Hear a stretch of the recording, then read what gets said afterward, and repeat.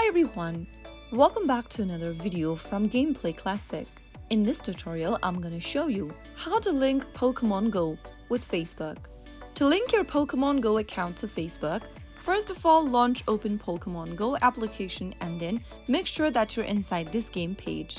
Tap on the Pokeball icon at the bottom of the screen and from the menu, tap on the Settings button at the top right corner. Click on the Account button under Settings menu and then click on the Facebook Not Linked option. Now it'll ask you to tap on the Continue button to get to facebook.com to sign in and make sure to enter your Facebook account's credential, that is your mobile number or your email address, followed by your Facebook account's password. After typing down your credential, click on Log In. Soon after you log in with your Facebook credentials, you will then be able to connect your Pokémon Go account to Facebook.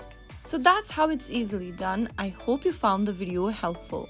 If you did, make sure to give it a thumbs up and then don't forget to subscribe to our channel by hitting the subscribe button. Press on the bell icon so that you never miss out another upcoming upload from us. I will see you in the next video again. Thanks for watching.